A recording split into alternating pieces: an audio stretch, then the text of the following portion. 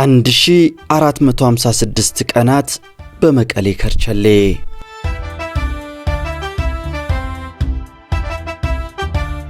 ውድ የኢትዮ ትዝታ ቤተሰቦች ለዛሬ የሻምበል ሸዋንግዛው ተፈራን የህይወት ልምድ ይዘንላችሁ ቀርበናል።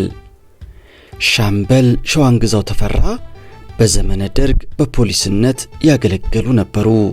ከግንቦት 20 1983 ኢህአዲግ አዲስ አበባን ከተቆጣጠረ በኋላ ሻምበል ሸዋንግዛው ተፈራን በቁጥጥር ስር አዋላቸው። እሳቸውንና ሌሎችንም በዘር ማጥፋት በቀይ ሽብር ወንጀል ጠርጥሮ በእስር ቤት አጎራቸው። ከተያዙበት በማሰባሰብም በመቀሌ ከርቸሌ እንዲታሰሩ ሆነ።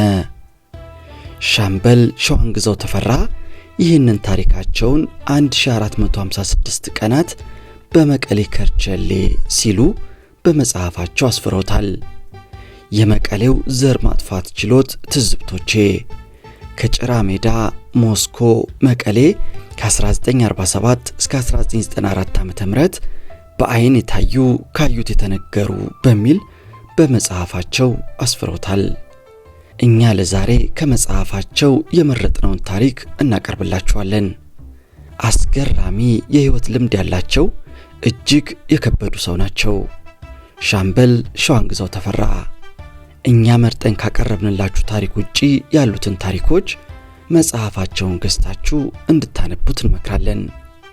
ለዛሬ ግን የእሳቸውን የ1456 ቀናት በመቀሌ ከርቸሌ ቆይታ ይዘንላችሁ ቀርበናል። አብራችሁን ቆዩ።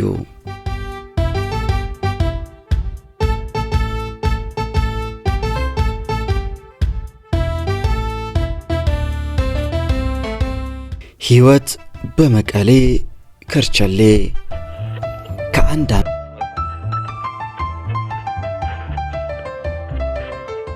አዲስ ዓመት መስከረም 1 ቀን 1991 ዓ.ም አሮጌው ዘመን 1990 ዓ.ም ተጠናቆ አዲስ ዘመን 1991 ዓ.ም ገባ።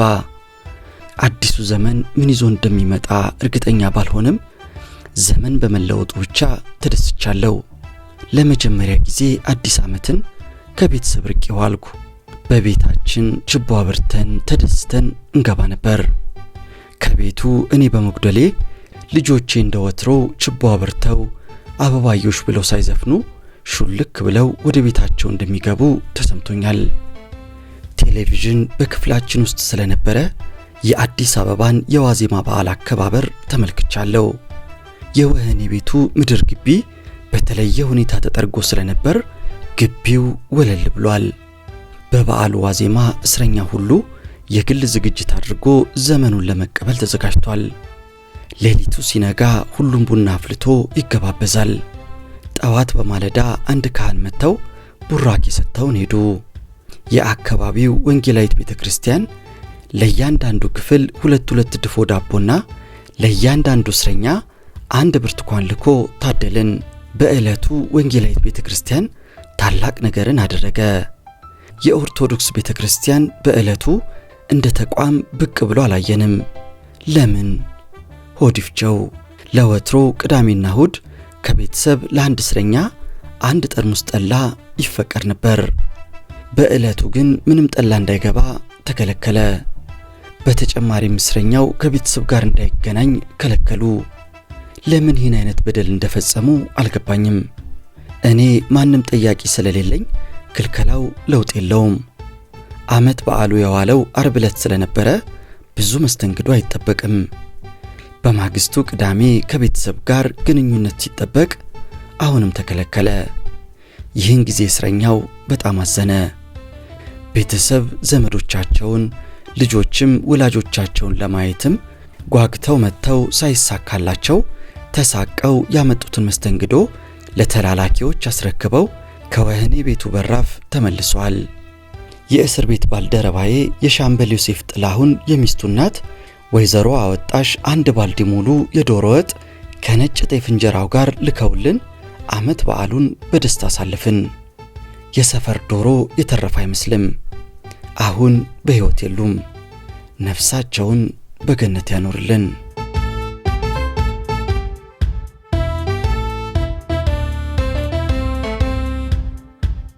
ጠያቂ አልባው ሆደ ባሻ እስረኛ።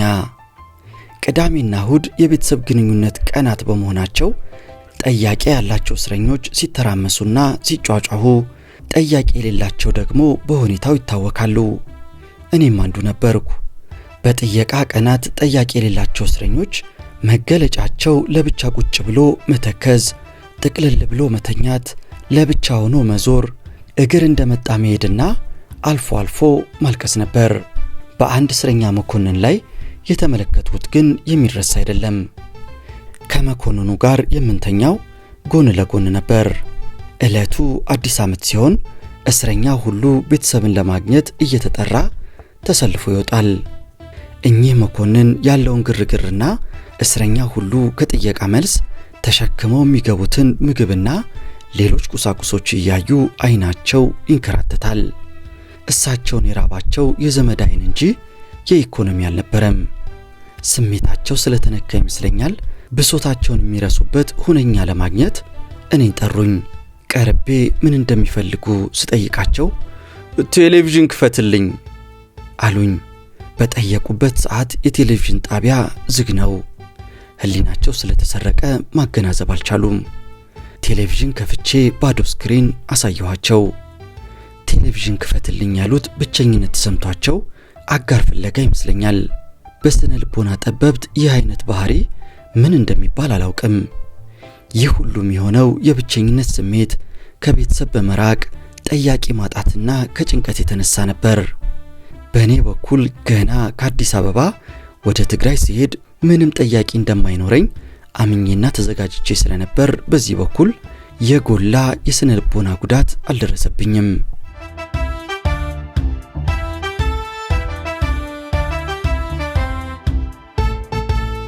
ተስፋ አስቆራጭ ንግግር። ህወሓት ኢህአዴግ ስልጣን ላይ እንደወጣ ከሚነሱት ትልልቅ አጀንዳዎች ውስጥ አንዱ የዘር ማጥፋት ወንጀል፣ የቀይ ሽብር ክስ ነበር። እንደሚታወቀው ይህ ጉዳይ እንዴት ይቋጭ ለሚለው ጥያቄ ሁለት አቅጣጫዎች ይንሸራሸሩ ነበር። አንደኛው እንደ ደቡብ አፍሪካው የእርቅና እውነት አፈላላጊ ኮሚሽን ይሻላል የሚል ሲሆን፣ ሁለተኛው ደግሞ የሩዋንዳው ልምድ ይመረጣል የሚሉ ነበሩ። የሩዋንዳው ልምድ በነጻ ፍርድ ቤት መዳኘትና እርቅ ነበረ። በእኛ በእስረኞቹ በኩል የዘር ማጥፋት ወንጀል በኢትዮጵያ አብዮት ውስጥ እንኳን ሊፈጸም አልታሰበም የሚል ጽኑ እምነት ነበረን። አሁንም በእኔ በኩል አምናለሁ በደርግ ኢሰፓ ዘመን የተካሄደው የመደብ ትግል እንጂ የዘር ጦርነት አልነበረም። የሆነ ሁሉ ሆኖ የህወሓት ኢህአዴግ መንግስት የራሱን ልዩ አቃቤ ሕግ በአዋጅ አቋቁሞ ምርመራው ተጀምሯል። መንግስት የደቡብ አፍሪካውን ልምድ ሊያየው አልፈለገም። የሩዋንዳውን ልምድ በገለልተኛ የፍትህ አካላት ሳይሆን ራሱ በሾማቸው ዳኞችና አቃቤ ሕጎች አማካይነት ቀጥሏል። እርቅ የሚለውንም ከቆብ አልከተተውም። ችሎቱ የሚመራው በገለልተኛ አካላት ቢሆን ኖሮ ባልከፋን ነበር። በዚህ መወራከብ ውስጥ እንዳለን አቶ መለስ ዜናዊ የወቅቱ ጠቅላይ ሚኒስትር በ3 ተከታታይ ፕሮግራሞች ከመስከረም 20 እስከ መስከረም 22 ቀን 1991 ዓ.ም በኢትዮጵያ ቴሌቪዥን አጠቃላይ ስለ ሀገሪቱ ሁኔታ የሰጡት ማብራሪያ ቀርቦ ነበር። እኛም ምናልባት ስለ ቀይ ሽብር ተከሳሾች ጉዳይ ከአንደበታቸው መልካም ነገር ይወጣ እንደሆነ ብለን ለ3 ተከታታይ ምሽት ቁጭ ብለን አዳመጥን። የደሃ ጉጉ ሆነና ጠቅላይ ሚኒስትሩ ካለፈው ቁጣቸው ለዘብ ብለው የተለየ አቋም ሊይዙ ይችላሉ ብለን ጓግተን ነበር። እንደገመትነው የኛ ጉዳይ ቀረበላቸው። ነገር ግን እሳቸው ፍንክች ያባቢሏ ልጅ ሆነው ቁርጣችንን ነገሩን። የቀይ ሽብር ነገር ከኔ ውጪ ነው፣ 5 ሳንቲም በእጄ የለም፣ አይመለከተኝም በማለት ጉዳዩን ዘጉት። ስለዚህ ጅባት ብለን ስቅህን አጥብቅ ተባብለን ወደ ሙግታችን በሙሉ ልብ ገባን።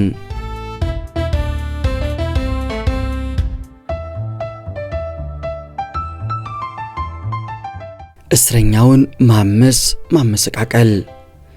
በወህኒ ቤት ውስጥ ከሚያበሳጩና ከሚያማርሩ ጉዳዮች ውስጥ አንዱ እስረኛውን ማመስና ማመሰቃቀል ነበር። ጠባቂዎች ድንገት ይመጡና ክፍላችንን ይወሩታል።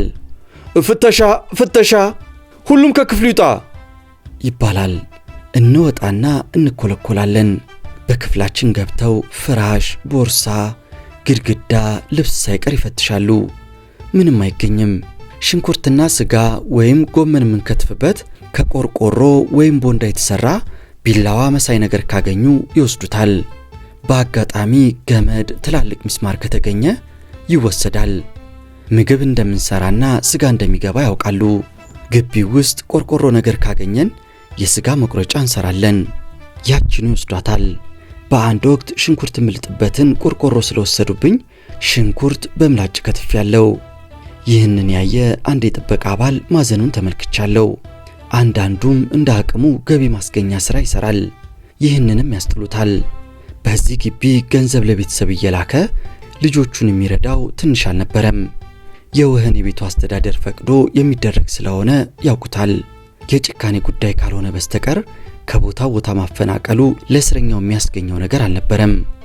እውነታውን ለመናገር ያህል ይህ ሁሉ እንግልት በወህኒ ቤቱ አስተዳደር ሲፈጸምብን ድርጊቱ ምንም አይነት በቋንቋ ወይም በአጉል ወገንተኝነት ላይ ተመስርቶ በእስረኛው ላይ በልዩነት የሚደረግ ነገር አልነበረም። በፍተሻ ረገድ እስካሁን ድረስ ግርም የሚለኝ ነገር አለ። ይኸውም ያንን ያህል ዘመን ስታሰርና ያ ሁሉ የቤት ፍተሻ ሲደረግ በእስር ቤት ውስጥ የሚገኝን ጽሑፍ ኢላማ ያደረገ ፍተሻ ሲደረግ አይቻላውቅም። በፍተሻው አንድም ብጣሽ ወረቀት ወርሰውና በዚያ ሳቢያ አንድም ሰው ሲጠይቁ አላየውም። የእስር ቤቱን ገበና የሚያጋልጥ 10 ደብተር ሙሉ ማስታወሻ ጽፌ በየስርቻው ሳስቀምጥ አንድም ፈታሽ ወታደር ምንድነው ብሎኝ አያውቅም። ከእኔ ጋር በአንድ ክፍል የታሰሩ ሰዎች በየጊዜው ቁጭ ብዬ ስጽፍ ያዩኛል። አንድም ሰው ግን ለወህኒ ቤቱ አስተዳደር አልሰበቀብኝም። ፈታሾቹ ትኩረት ሰጥተው የሚያዩት ወረቀት ገቢ ወጪ ደብዳቤዎችን፣ ጋዜጦችን፣ መጽሐፍትና መጽሔቶችን ብቻ ነበር። በእስረኛ እጅ በተገኘ ወረቀት ላይ ስራዬ ብለው ቢሰሩ ኖሮ እኔ ያንን ጉድ ሁሉ ተሸክሜ ብገኝ በቀላሉ ያልፉኛል ብዬ አልገምትም። አሁን ሳስበው በህወሓት እስር ቤት ድፍረቴ የብደት ያህል ነበር። በብዙ ክልል ወህኒ ቤቶች ውስጥ እከሌ የሚባለው እስረኛ የመጽሐፍ ረቂቁ በፍተሻ ተገኝቶበት ተወሰደበት ሲባል ሰምቻለሁ። መቀሌ ወህኒ ቤት ግን ይህ ችግር ተከስቶ አላየውም። ለምን? የፈጠረኝ አምላክ ያደረገልኝ ጥበቃ ዋና ሆኖ በእርግጠኝነት የምናገረው አንድ ነገር ብቻ ነው። ይኸውም የዜጎችን የመጻፍ ዲሞክራሲያዊ መብት አክብረው እንደማይሆን ነው።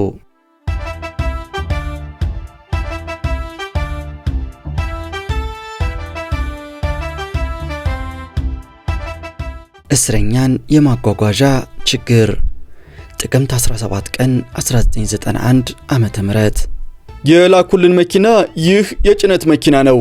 በዚህ እንዴት እንደምናጓጉዛቸው ቸግሮናል። አጃቢ የሥነ ሥርዓት ፖሊስ። እናንተም ከምትጨነቁ እኛም ከምንቸገር ለምን በእግራችን አትወስዱንም? እስረኞች። ወደ ፍርድ ቤት ለመቅረብ የተዘጋጀልን መጓጓዣ የጭነት መኪና ነበር። እንዴት እንደሚያጓጉዙን አጃቢዎቹ ተቸግረዋል። በዕድሜ የገፉትና ሕመም የነበረባቸው እስረኞች ይቸገራሉ። በሕዝቡ መካከል በእግራችን ብንሄድ ምንም የቃልም ሆነ የአካል ጥቃት እንደማይደርስብን በጣም እርግጠኞች ነበርን። በእግራችን ውሰዱን አልን። የቀረበችውን የጭነት መኪና በሥራ ላይ በነበርኩበት ጊዜ አዲስ አበባ ሆና አውቃታለሁ። ለፖሊስ አባሎች ስንቅ ከአዲስ አበባ መቀሌ የምናመላልስባት ነበረች። ዘመኑ ሲለወጥ የእኔ መጓጓዣ ሆና ቀረበች። የወህኒ ቤቱ አስተዳደርም በሁኔታው ስላዘነ ጥያቄ እንዳናቀርብለት ሲሸሽና ሲደበቅ አይቻለሁ። በእርግጥ ለእስረኛው መጓጓዣ የሚያቀርበው የክልሉ የፍትህ ቢሮ ነበር። የጭነት መኪና ያቀረበልን እኛን ማዋረዱ ነው ብለን ወሰድነው። በመጓጓዣ ጭቅጭቅ ላይ ያለን በድንገት ሁለት ትንንሽ መኪኖች ወደ ወህኒ ቤቱ ግቢ በመምጣታቸው የሹፌሮቹ ትብብር ተጠይቆ ተጭነን ወደ ችሎት አመራን። ከ3 ወራት ቆይታ በኋላ ክረምቱን አልፈን ለሁለተኛ ጊዜ ፍርድ ቤት መቅረባችን ነበር። በእኛ ፋይል ተጠቅሰው ከዚህ በፊት ሳይቀርቡ የቀሩት ተይዘው ቀርበዋል። አቃቤ ሕጉ አልተለወጠም። አቶ ገብሩ ገበየው ይባላል። ከተሽከርካሪዎቹ ላይ ወርደን በፍርድ ቤቱ ግቢ ውስጥ ፈሰስን። አቃቤ ሕጉ በትንሽ ተሽከርካሪ ሆኖ የደንብ ልብስ በለበሱ ፖሊሶች ታጅቦ መጣ። መኪናው ከኛ በ10 ሜትር ርቀት ላይ ቆመች። ሁላችንንም በደንብ ያውቀናል። በአጠገባችን ሲያልፍ እንኳን ሰላምታ ሊሰጠን ዞር ብሎ ሊያየን አልፈለገም። ሾፌሩና አጃቢው ከሱ ተሽለው አጥብቀው ሰላምታ ሰጡን። በሱ ቤት ደመኞቹ መሆናችን ነው። ከመኪናው እንደወረደ ጀርባውን ሰጥቶን ቆመ። እኛ ሳናየው ያየናል፣ ስናየው ፊቱን ዞር ያደርጋል ወይም ወደ መሬት ይመለከታል። አቃቤ ሕጉ ይህን ያህል ለምን ራሱን እንደሚያስጨንቅ አልገባኝም። ለቀይ ሽብር ተከሳሾች የሚመደቡ ዳኞችና አቃቤ ሕጎች በመንግስት ልዩ ምርጫ ከፍትህ ጎን ሳይሆን ከመንግስት ጎን እንዲቆሙ ታስቦ እንደነበረ በሚገባ እንገምት ነበረ። በተለይ የልዩ አቃቤ ሕግ የመጀመሪያው ማቋቋሚያ አዋጅ ላይ የአቃቤ ሕጎች አሿሿምን በሚመለከት በተጠቀሰው አንቀጽ ላይ ሊቀጡ ይገባቸዋል ብለው የሚያምኑ አቃቤ ሕጎች መሾም እንዳለባቸው ተደንግጎ ነበር። ይህ ኃይለ ቃል በተሻሻለው አዋጅ ላይ የተነሳ ቢሆንም አቃቤ ሕግ በሰማይ ብሎ በምድር እንደሚያስፈርድብን በመንግስት ተመርጦ የተሾመ ለመሆኑ ለማንም ሰው በተለይ ለእኛ ከግልጽ በላይ ነበር።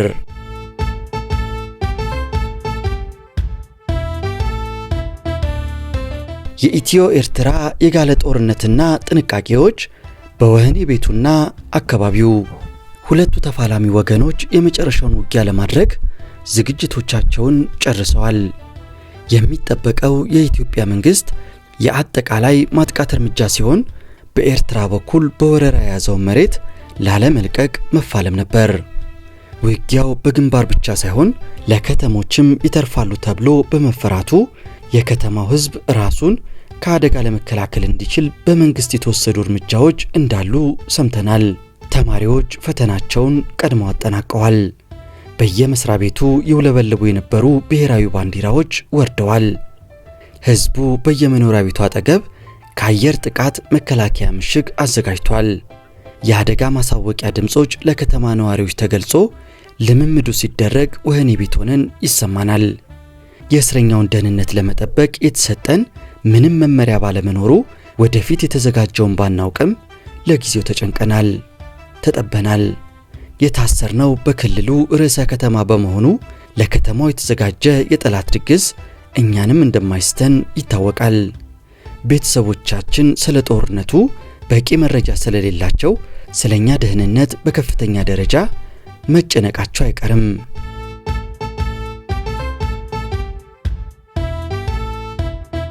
ስለ ጦርነቱ ለእስረኞች የተሰጡ የጥንቃቄ መመሪያዎች ጥር 27 ቀን 1991 ዓ.ም ስጋታችንን የሚቀርፈው የጦርነት ጊዜ የጥንቃቄ መመሪያ ተሰጠን።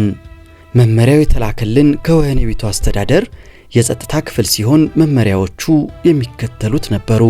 መመሪያ 1 ከጎረቤት ሀገር ኤርትራ ጋር ባለው ጦርነት ምክንያት በሚፈጠረው ድንገተኛ አደጋ ለመዳን የመሸሸጊያ ቦታዎች በወህኒ ቤቱ ግቢ ውስጥ ተዘጋጅቷል። ለእያንዳንዱ እስረኛ ቦታ ይሰጠዋል። አደጋ በሚኖርበት ጊዜ በከተማ ውስጥ የሚጮህ የኡኡታ ወይም የሳይረን ድምፅ ይሰማል። በዚህ ጊዜ እያንዳንዱ እስረኛ የያዘውን ጥሎ በሩጫ በተሰጠው ቦታ ሄዶ ይገባል። አደጋው ማለፉ ሲረጋገጥ አሁንም በከተማ ውስጥ የእልልታ ድምፅ ሲሰማ ከየተደበቃችሁበት ቦታ ወጥታችሁ ወደ መደበኛ እንቅስቃሴያችሁ ትገባላችሁ ተብሎ ተገለጸልን። ሆኖም ምንም ልምምድ አልተደረገም። መደበቂያ ቦታችንንም አላየንም። ህመምተኞች፣ ሽማግሌዎችና የማየት ችግር ያለባቸው ሰዎችም ነበሩ። የእስረኛውን ብዛት ቀላል አልነበረም። መመሪያ 2 ጥር 28 ቀን 1991 ዓ.ም ሌላ ተጨማሪ የጥንቃቄ መመሪያ ተከተለ። ይህ መመሪያ የተከተለው የኤርትራ መንግስት የጦር አውሮፕላን አዲግራት ከተማ ላይ የአየር ጥቃት መፈጸሙን ተከትሎ ነበር። ዜናው በሬዲዮ ተነግሮ ስለነበር ከባድ ስጋት አደረብን። አካባቢው በሙሉ ውጥረት ላይ ወድቋል። በዚሁ መሰረት ቀኑ ቅዳሜ በመሆኑ የቤተሰብ ግንኙነት እንደማይኖር፣ ምግብም ከውጭ እንደማይገባ ተገለጸልን። አብዛኛው የአቃቤ ሕግ እስረኛ ከውጪ አስቤዛ አስገዝቶ የሚመገብ በመሆኑ ችግር ተፈጠረ። ስጋት ሲኖር ሸቀጥ እንደሚጠፋ ሁሉ በግቢያችን የነበረችው ትንሿ የእስረኞች የህብረት ሱቅ በሽሚያ ግዢ ወዲያውኑ ባዶ ሆነች። በዚሁ ቀን በእስረኛ ኮሚቴ በኩል ተጨማሪ መመሪያዎች በየክፍላችን ደረሰን። ነጭ ልብስ አታስጡ፣ ግቢው ውስጥ ውርውር አታብዙ፣ ጥግ ይዛችሁ ምግባችሁን አብስሉ ተብለን ይህን እየፈጸምን እያለ ወዲያውኑ ወደ የክፍላችሁ ግቡና ተቀመጡ የሚል መመሪያ ስለመጣልን ገብተን ተቀመጥን። ስለ አደጋ ጊዜ መሸሸጊያ የተናገሩት እቅድ አንድም ጊዜ ሳይፈጸም ለይስሙላ ያወሩት ሆኖ ቀርቷል። በእርግጥ ጥቂት ቀናት ቀደም ብሎ በግቢው ውስጥ ምሽግ መሳይ ሲቆፈርና ሽፋን ሲደረግበት ተመልክተናል።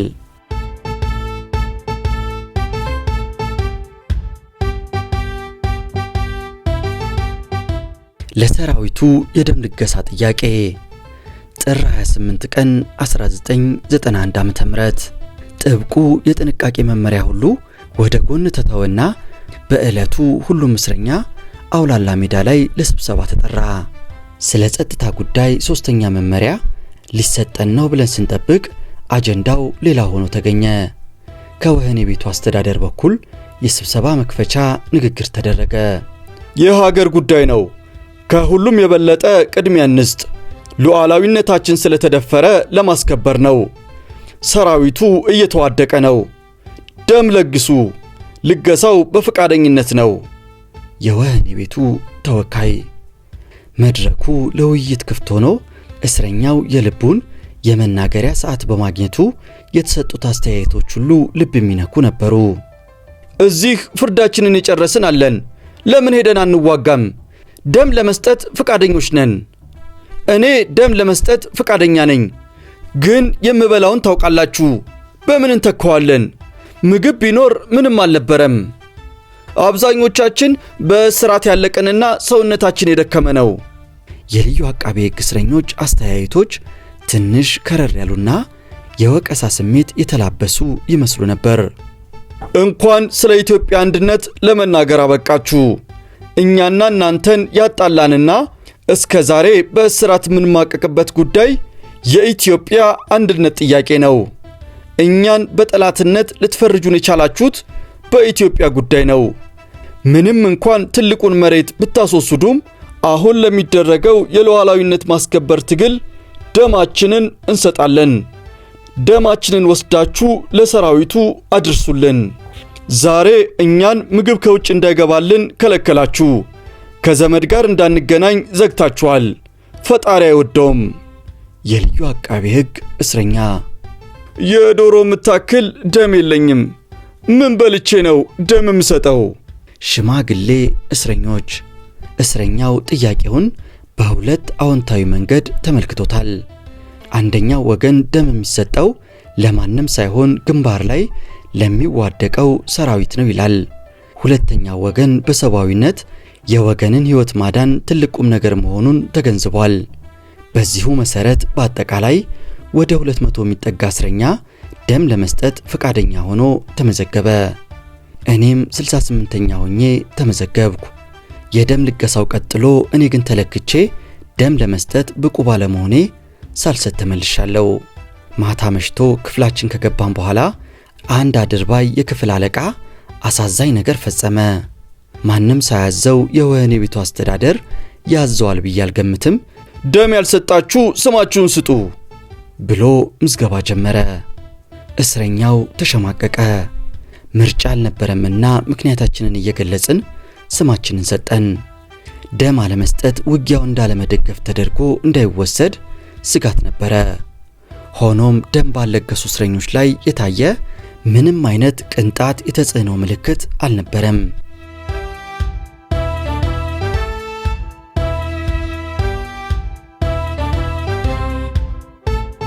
የዘመቻ ፀሐይ ግባት ድል አከባበር በወህኒ ቤት የካቲት 23 ቀን 1991 ዓ.ም።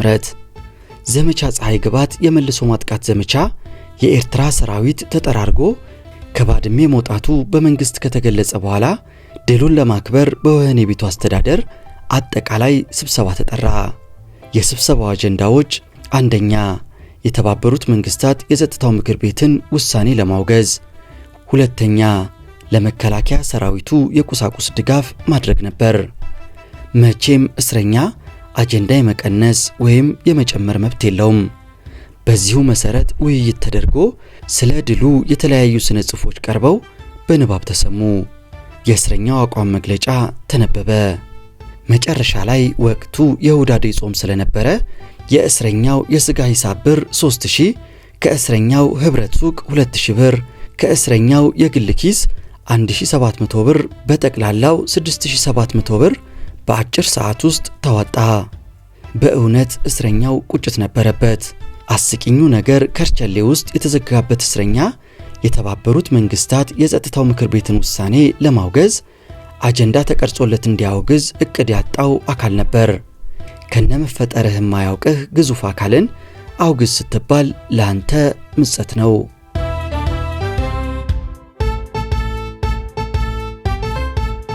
የቁርስ አገልግሎት ተቋረጠ። መጋቢት 2 ቀን 1991 ዓ.ም። እግራችን ወደ ወህኒ ቤቱ ከረገጠ ጀምሮ ከፋም ለማም በቀን 3 ጊዜ መኖ ሲቀርብልን ቆይቶ ነበር። ነገር ግን ከየካቲት 21 ቀን 1991 ዓ.ም ጀምሮ ያለ ማስጠንቀቂያ ቁርስ ተቋረጠ። እስረኛው ጠዋት ቁጭ ብሎ ባዶ ኩባያ ይዞ ሲጠብቅ ብቅ የሚል ጠፋ። 4 ቁርስ አልባ ጠዋቶች አለፉ። ቁርስ የቀረበትን ምክንያት ማንም አልነገረንም። ቀኑ ሲረዝምብን ስርዓቱን ጠብቀን ጠየቅን። ከአንድ ሳምንት በኋላ ቁርስ የቀረው ዳቦ ለማቅረብ ኮንትራት የወሰደው ግለሰብ በመብራት ምክንያት ዳቦ መጋገር ባለመቻሉ ነው ተብሎ ተገለጸልን። ከቁርስ መቅረት በተጨማሪ የምሳና ራት እንጀራ ግራሙ እየቀነሰ መጣ። ከአስተዳደሩ ሊመጣ የሚችለውን ተጽዕኖ በመፍራት አቤቱታ ወደ ላይ ለማቅረብ አልሞከርንም። ወደ አድማ እንዳይተረጎምብን እንፈራለን። አጋጣሚውን ተጠቅመን ለማንሳት እንኳን እንዳንችል የወህኒ ቤቱ አስተዳደር ወደኛ ዘንድ ድርሽ ካለ ከ3 ወራት በላይ ሆኖታል። ስለዚህ ሁሉንም ችሎ መቀመጥ ተመራጭ ሆኗል። ደንብ ጠቅሰን እንዳንጠይቅ የእስረኞች መተዳደሪያ መመሪያ ተነቦልን ያወቅነው ነገር የለም። ኑሮ በነሲብ ነው። ከራርሞ የልባቸው ሲሞላ የታገደው ቁርስ ተነሳ። ሆነም ቀረ በቀን 3 ጊዜ የሚቀርበው ቀለብ ቀጠለ።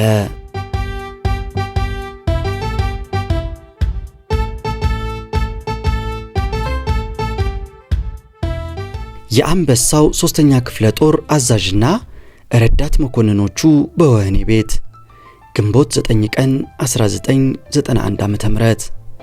ከአዲስ አበባ ወህኒ ቤት ተዘዋውረን መቀሌ ወህኒ ቤት ስንገባ በቦታው ላይ ካገኘናቸው በርካታ እስረኞች መካከል የስመ ጥሩ አንበሳው 3ኛ ክፍለ ጦር ዋና አዛዥና 7 ረዳት መኮንኖችና 1 ወታደር ነበሩ።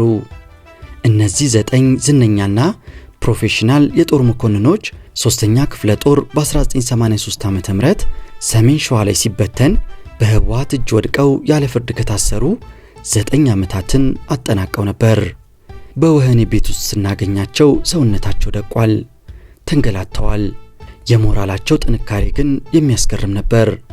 አንዳንዶቹ በሕግ የተፈቀደ ሥራ እየሰሩ በሚያገኙት ገቢ ራሳቸውን ይረዱ ነበር።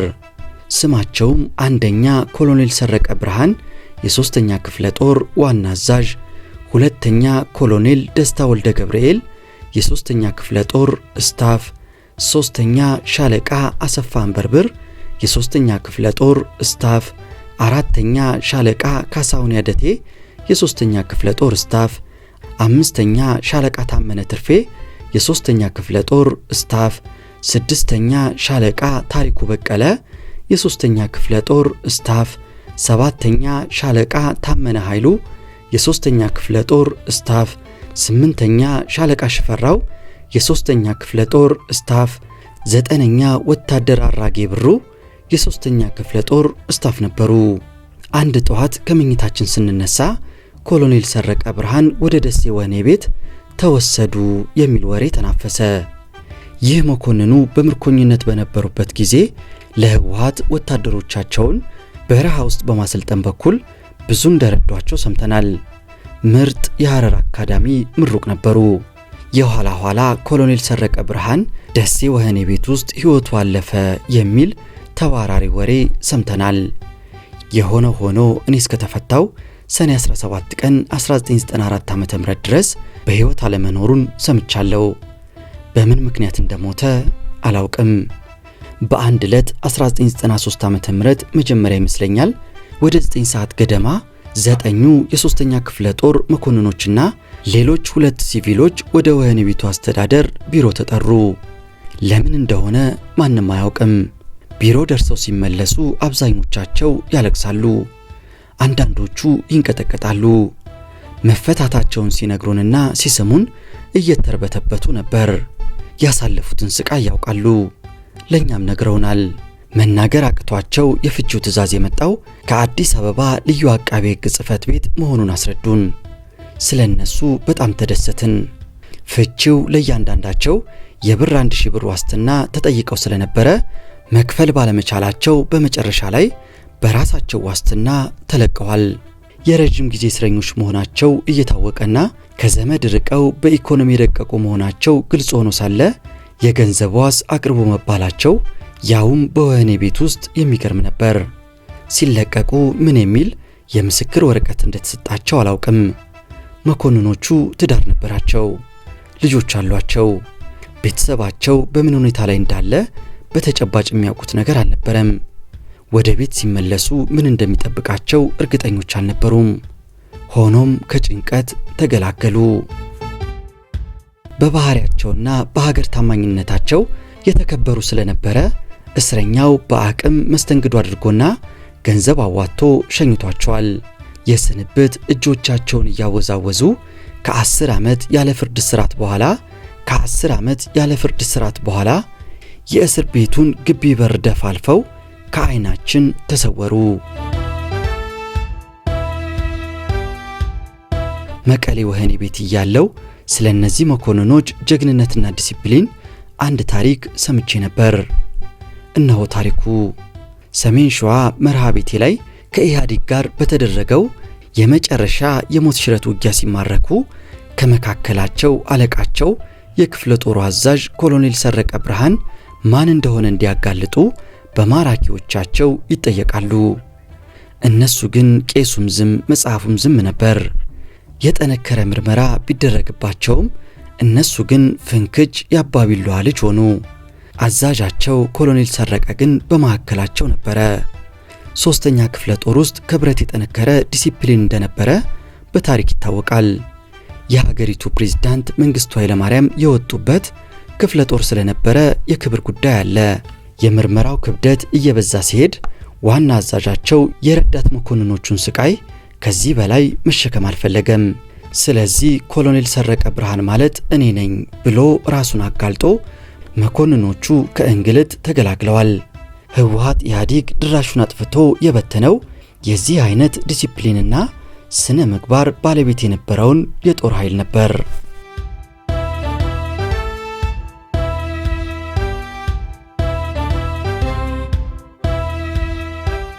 ውድ የኢትዮ ትዝታ ቤተሰቦች የሻምበል ሸዋንግዛው ተፈራ ታሪክ እጅግ ብዙ ነው። ብናነበው ጉጉት ከመጨመር በቀር ልናጠናቀቀው አልቻልንም። እኛ ዛሬ የሻምበሉን ታሪክ እዚህ ጋር ልናበቃ አስበን ነበረ። ነገር ግን ከመቀሌ እስር ቤት እንዴት እንደወጡ የሚያሳየውን ታሪክ አላቀረብንላችሁም። ለመጨረሻ ክፍል በሚቀጥለው እንዲቀርብ ከፈለጋችሁ ሐሳብ መስጫችን ላይ ይቀጥል፣ የመጨረሻውን ክፍል እንስማ እያላችሁ ሐሳባችሁን ስጡን። ካልሆነ በሌላ አዲስ ታሪክ እንገናኛለን። ለዛሬ አበቃን። ላይክ፣ ሼር፣ ኮሜንት በማድረግ እገዛ አድርጉልን። ይህም የኢትዮጵያ ታሪክ ነው።